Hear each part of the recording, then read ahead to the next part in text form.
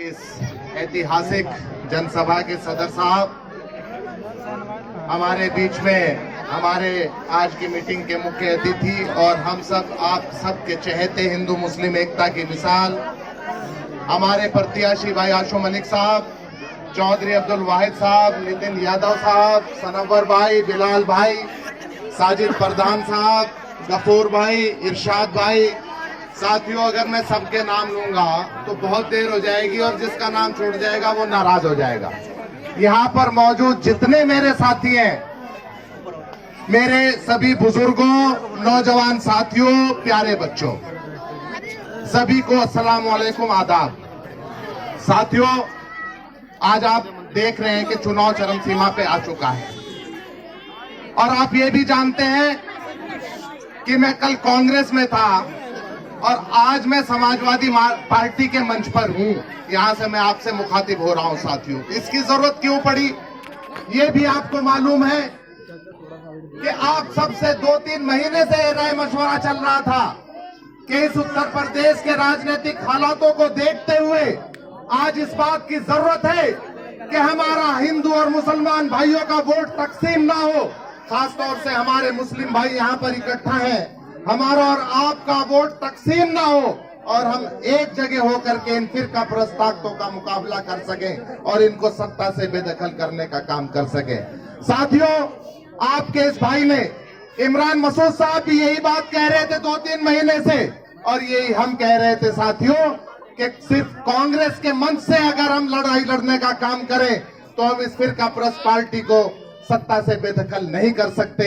आज जरूरत थी इस बात की कि एक सेकुलर जमात जो उत्तर प्रदेश में हो, आज उस सेकुलर जमात के साथ एक साथ आकर के सभी हिंदू मुस्लिम भाई इस फिरका परस्त ताकतों को सत्ता से बेदखल करें। और आज साथियों, आपका ये भाई कांग्रेस छोड़ करके, अपना टिकट छोड़ करके, अपने टिकट की कुर्बानी करके, आप सबके मशवरे से, आप सबकी सलाह से आज आपके साथ एक मंच पर हम लोग सब इकट्ठा हैं।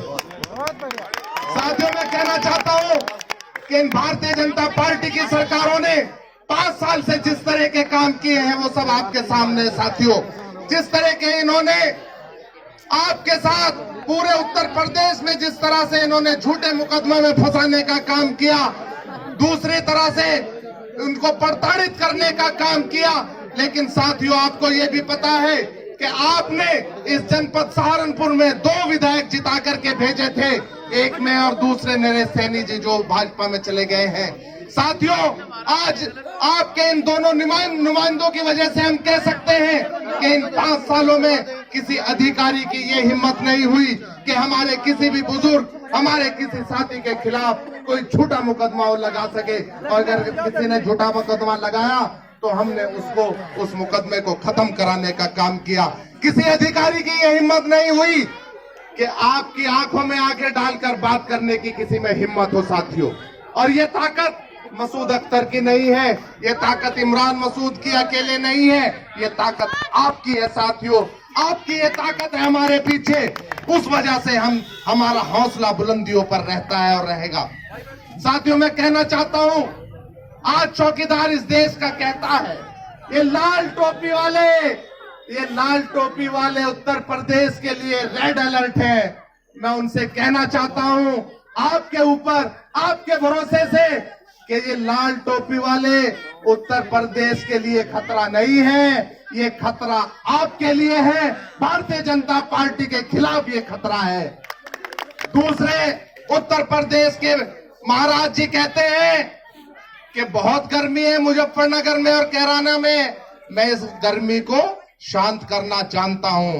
अरे महाराज जी, आप तो कहते हो मई जून के महीने में हम शिमला बना देंगे, लेकिन साथियों हम कहना चाहते हैं एक बार अखिलेश जी आ जाए ना।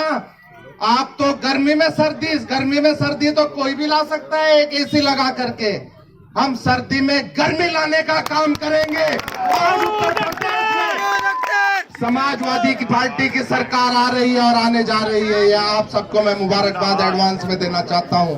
लेकिन मैं कहना चाहता हूं उन महाराज जी से भी कि हमारा मौका आने तो दीजिए। हम दिसंबर में गर्मी अगर लाके ना दिखा दी तो राजनीति छोड़ने का काम करेंगे।